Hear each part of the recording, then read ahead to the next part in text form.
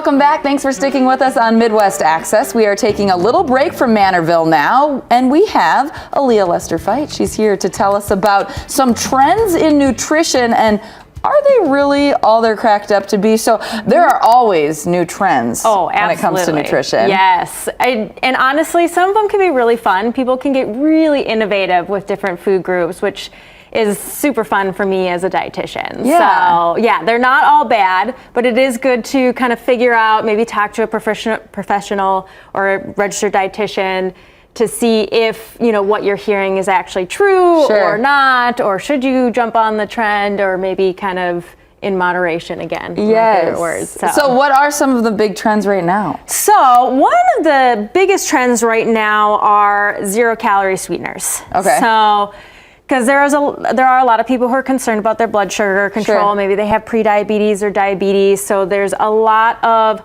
different artificial sweeteners or 0-calorie sweeteners on the market, and I picked out a few that I actually like, and then I tend to gravitate towards or steer people towards if they're looking for a 0-calorie sweetener that's not going to raise their blood sugar. Sure. So one of your options would be monk fruit sweetener. Okay. So this one people may not be as familiar with as some of the other ones, but it's a great option, a one-for-one substitute with regular sugar, and it comes in lots of different forms. It comes in like sugar type forms. You can get it in syrups. You can get it in kind of liquid, stuff like that. So it's fairly versatile, and you can find something that's going to work for you. Sure. Okay.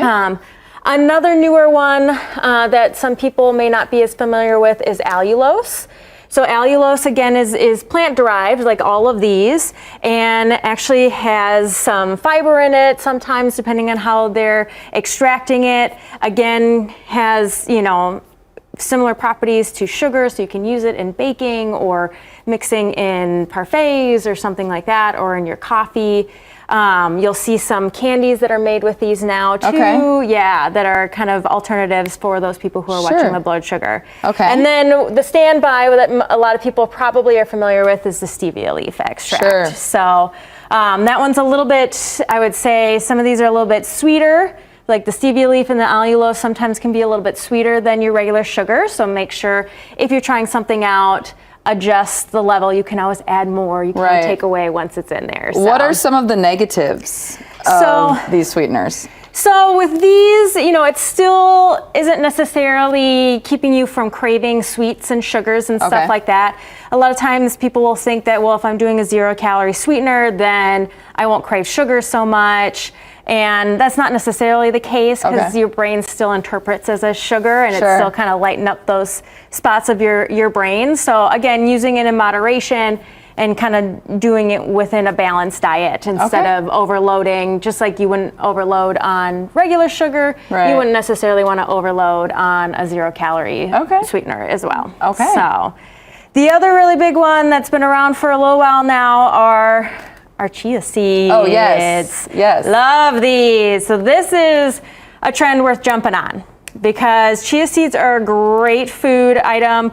They're kind of a cross between a grain and a seed, so they've got great healthy fats, those omega-3s that we've talked about in the past, that are important for inflammation control, brain health, immune system, all that kind of stuff, mental health. And then also they have a little bit of protein in them and great fiber too. And they're super versatile, so you can use them in yogurts or make a little chia pudding or add it to salads or baked goods, stuff like that. It is a fat, so a little bit goes a long way. So with this, you just want to make sure you're paying attention to what the serving size is. Where does a chia seed come from?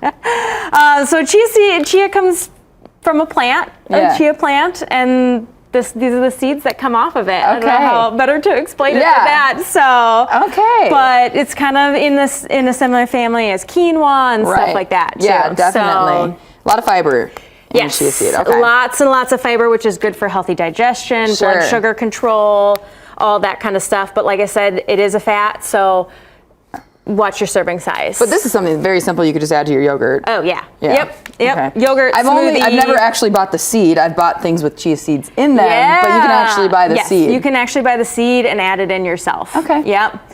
Very nice. And then the last one that's been kind of a big thing right now is cottage cheese. People have been using it as snacks or even using it in desserts to make ice cream, that kind of stuff. So this is another one where it really depends on, the person and how you're using it. Cottage cheese is a great source of protein.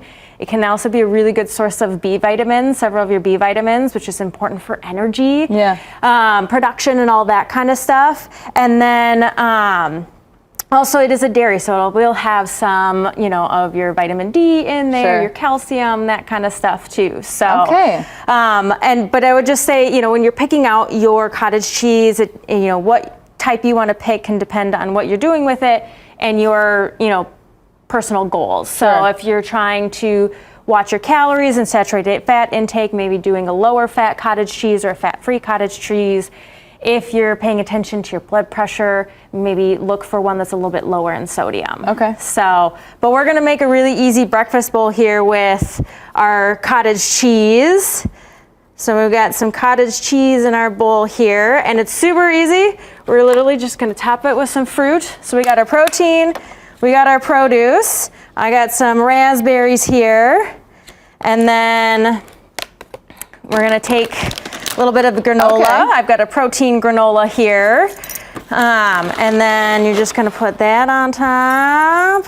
So really it feels like the cottage cheese is just substituting cottage cheese for the yogurt essentially. Yeah. So you're essentially making a parfait, but with cottage cheese instead of yogurt. Both are great options, just a little bit different flavor and texture. And a little bit of almonds, and then you can always spice that up with a little bit drizzle of honey, maybe some cinnamon, some fresh mint, anything like that. You can change out the nuts or the fruit that you want to and really make it your own. Like a little breakfast with the trending cottage cheese that apparently is a good trend. All right. Aaliyah Lester Fite, how can people get a hold of you? So they can go to hyvee.com/health and click on dietitians and find me there. Otherwise, I'll have my email for you, and you can leave that for them and they can just email me directly. Yes, details at kttc.com. Just click Midwest Access. As always, thank you so much for all your tips and advice and clarifying some things for us. Yes, of course, always. Appreciate it. We have to take a break. We'll be right back on Midwest Access.